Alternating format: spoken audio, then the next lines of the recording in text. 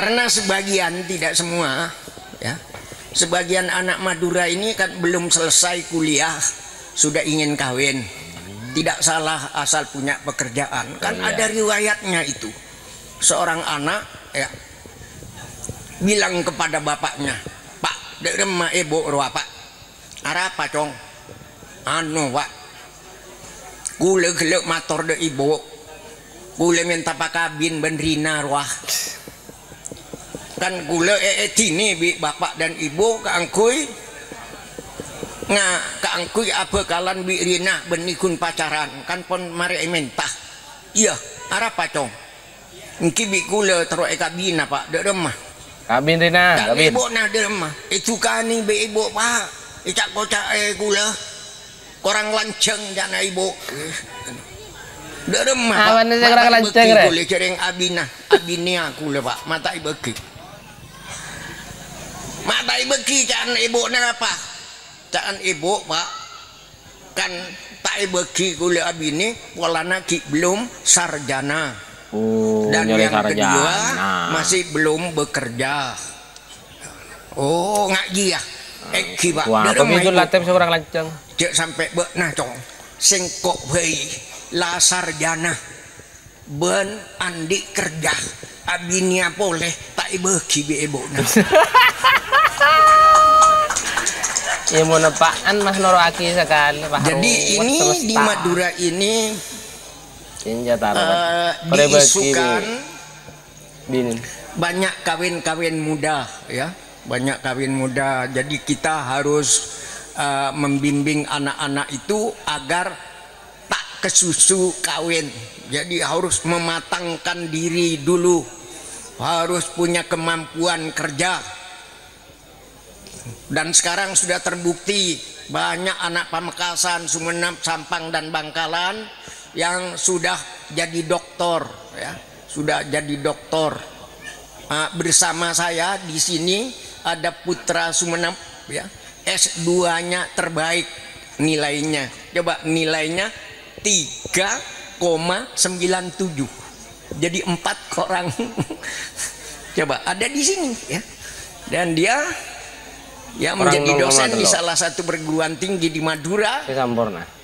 Dan dia itu di selama COVID ini diambil oleh BPK untuk memeriksa keuangan, dan ini mau berangkat ke Sumatera Barat untuk menjadi pemeriksa keuangan. Jadi tidak mustahil nanti menteri-menteri itu bukan hanya Pak Mahfud saja yang jadi menteri ya, tapi kalau perlu yang jadi presiden itu putra-putra dari Madura dan khususnya dari Pamekasan. Wajib retan. Karena itu kita perlu memacu anak-anak kita untuk menjadi anak yang rajin belajar, rajin belajar. Mon butuh sera semilia ketika aku jadi presiden ya. Itu karena itu akhlak yang mulia itu menjadi sangat penting.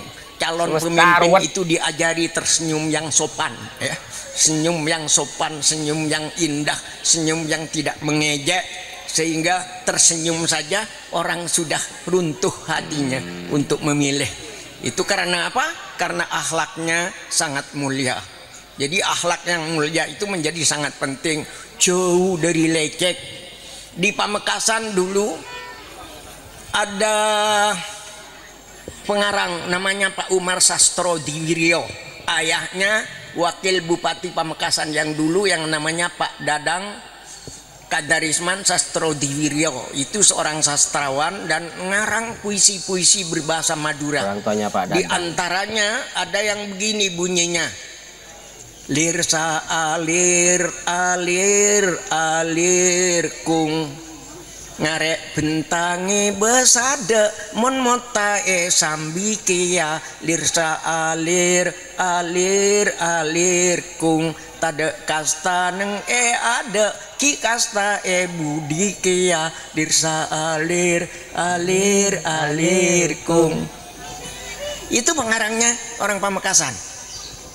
Kemudian ada lagi ya kata lirsa alir alir alir kung sabu kecet akopian somora bede edeje tau lecek sakalian saomora tak parcaje lirsa alir alir alir kung. Jadi lecek hoak itu dilarang dalam budaya Madura. Siapa yang suka sekalian lecek, yang suka luput antara omongan dan perbuatannya? Tapi juga tahukah di Pamekasan semua di siapa?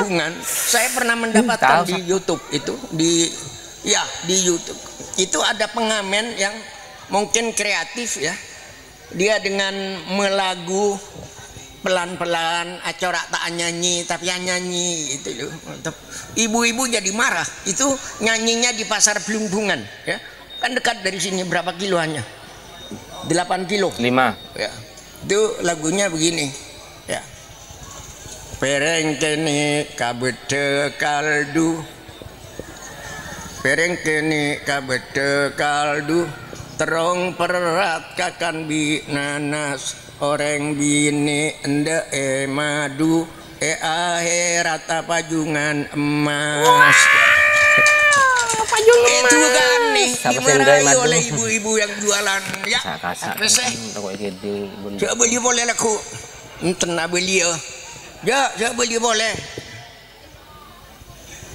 Coba beli boleh. Besoknya lagunya sudah lagu-lagu yang lebih baik ya. Jadi akhirnya itulah kreativitas Madura itu. Lagu Madura yang kritik, yang mengkritik pun bisa dinikmati juga ya, bisa dinikmati juga. Karena itu yang kritik itu bisa kita dijadikan orang Madura hiburan. Jadi yang akan memelihara budaya Madura itu siapa?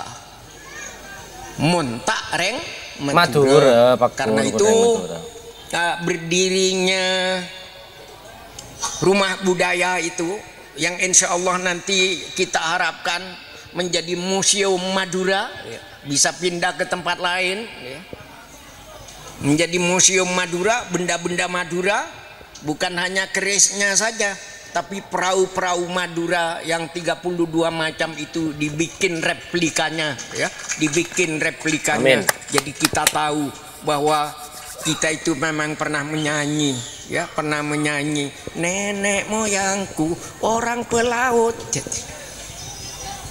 Jadi bahwa nenek moyang kita pelaut itu memang orang pelaut. Dan sampai sekarang beberapa perahu-perahu lama termasuk perahu Borobudur itu di mana dibikin perahu Borobudur replikanya dibikin yang besar sampai panjangnya itu 22 meter ya, dari sini sampai sana. Itu dibikin di mana? Dibikin di Madura, di pulau namanya Pulau Pagerungan Besar. Yang bikin saudara-saudara kita ada orang Bugis, orang Mandar, dan tentu saja orang Madura. Dan itu artinya bahwa kebudayaan Madura itu yang hendak kita wariskan kepada anak cucu kita itu semacam kebanggaan bahwa nenek moyang mereka, nenek moyang kita dulu adalah orang-orang yang kreatif, orang-orang yang berpikir kalau membuat yang namanya perahu saja bisa 32 macam. Canggih orang Madura. Jadi saya tidak perlu berpanjang lebar kalau orang Madura dibilang apa pidato kebudayaan sekarang ini, tapi yang paling penting kita orang-orang yang maju saya sampaikan tadi adalah semangat untuk memelihara warisan nenek moyang kita di Madura. Karena memang Pamekasan bekas ibu kota, mantan ibu kota karesidenan, mungkin juga museum dari bahari ke bahariwan itu ke bahariawan itu bisa dibikin di Pamekasan. Kalau tempatnya sempit ya, semoga dimanapun ada saudara-saudara kita baik yang penting di Madura, di Belanda, di Amerika, atau diaspora Madura yang ada di Jakarta semua tidak lebih gampang mengeluarkan koceknya untuk ikut mendukung yang namanya museum budaya Madura. Nulatep siap. Saya Nulatep kira siap, Pak Jokowi. ini dulu yang Bah. harus saya sampaikan, dan yang terakhir saya sampaikan syair pesantren bahwa kita itu harus belajar walaupun sudah tua. Betul. Walaupun sudah tua. Saya umur 79 tahun tapi masih belajar, masih membeli buku, masih membaca buku dan belajar kembali. Karena di dalam budaya pesantren, ya, coba ke pesantren di Cungcangcang atau di Junganis atau ke Dojo kemana gitu loh, ke Peru, itu ada puisi yang ditulis oleh Imam Syafi'i dan sangat populer di pesantren. Ada kata-kata, wa mam fatahu ta'lim inda syababihi fakabbir alaihi arba'an liwafatihi. Kalau ada anak muda malas belajar pada waktu mudanya, angkatlah takbir 4 kali sebagai salat jenazah untuk kematiannya. Innalillahi wa inna ilaihi raji'un. Sebagai yang penutup, kemayit, Madura itu adalah ibunda kita. Dan marilah hari ini kita merasa putranya ibu yang namanya Madura dan putranya ibu yang namanya Indonesia. Kita semua minum air Indonesia menjadi darah kita. Kita makan beras dan buah-buahan Indonesia menjadi daging kita. Kita menghirup udara Indonesia, berarti udara Indonesia menjadi nafas kita. Kita bersujud di atas bumi Indonesia, berarti bumi Indonesia adalah sajadah kita. Dan bila tiba saatnya kita mati, kita semua akan tidur dalam pelukan bumi Indonesia. Daging kita yang hancur membusuk akan bersatu kembali dengan harumnya bumi Indonesia. Maka tidak ada alasan untuk tidak cinta kepada bangsa dan tanah air. Tidak ada alasan untuk tidak cinta kepada Madura, ya, karena kita nanti, ya, akan dikuburkan di bumi Madura. Tanah air Indonesia adalah ibunda kita. Siapa yang mencintainya, jangan mengisinya dengan dosa dan maksiat. Jangan mengisinya dengan pertengkaran, permusuhan, fitnah, dan adu domba. Tanah air Indonesia adalah sajadah kita, tempat kita bersujud kepada Allah.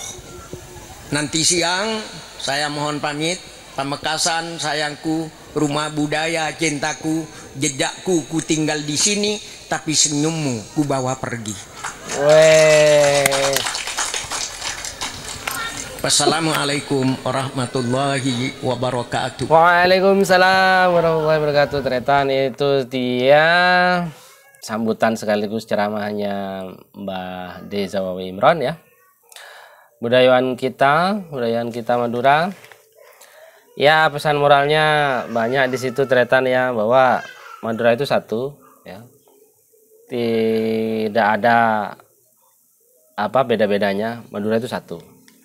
Kemudian yang kedua, orang Madura itu terkenal kecintaan terhadap tanah airnya tinggi, dan akidahnya juga baik. Ketiga, orang Madura itu cakang, Tretan. Cakang itu gercep gitu bekerja gitu. Jadi ulet Tretan kalau bahasa Jawanya itu giat bekerja gitu, ya. Orang Madura itu terkenal giat bekerja. Kemudian kita itu jangan berhenti untuk mencari ilmu, Tretan, ya. Sampai mati itu Mbah Zawawi sudah 79 tahun tetap menggali ilmu, tidak berhenti. Dan dimulai sejak dini, kalau dari anak-anak beliau ya sudah punya akal, tidak mau cari ilmu, ya. Tadi puisinya Imam Syafi'i itu ya suruh bacain siapkan kain kafan gitu. Siapkan kuburan. Kemudian ini yang paling penting, bahwa orang Madura itu bukan suku yang terbelakang, bukan orang-orang yang terbelakang, bukan orang yang katrok, tapi orang-orang yang maju dengan pemikiran yang maju. Jadi dulu itu kita itu bayangin bikin perahu aja sudah bisa bikin 32 macam perahu, itu hanya perahu gitu. Apalagi bikin yang lain gitu kan, ya. 32 macam perahu itu kan berarti sudah melayar kemana-mana sampai seluruh dunia mungkin, ya. Ini perlu dicari jejaknya, ini diungkap fakta sejarahnya ini tentang perahu ini, ternyata. bahwa kita itu sebagai orang Indonesia, pesan terakhir tadi, kita itu lahir di Indonesia, bernafas dengan udara Indonesia, minum dengan air Indonesia, makan dari tanah Indonesia gitu kan. Jadi tidak ada alasan untuk tidak mencintai Indonesia, tidak ada alasan untuk tidak membela bangsa dan negara kita Indonesia ya. Dari hegemoni luar gitu ya, dari entitas asing gitu Tretan. Jadi kalau ada orang Indonesia yang mau menggadaikan negaranya itu, wah itu mungkin bukan orang Indonesia dia, mungkin kaum astral, campuran gitu, antara jin apa campuran setan gitu. Ini siapa tahu gitu Tretan ya. Oke Tretan, sekian dulu dari Dulatep. Nanti sambung-sambung lagi di lain kesempatan. Wassalamualaikum warahmatullahi wabarakatuh. Salam sehat, selamat dan berkah Tretan.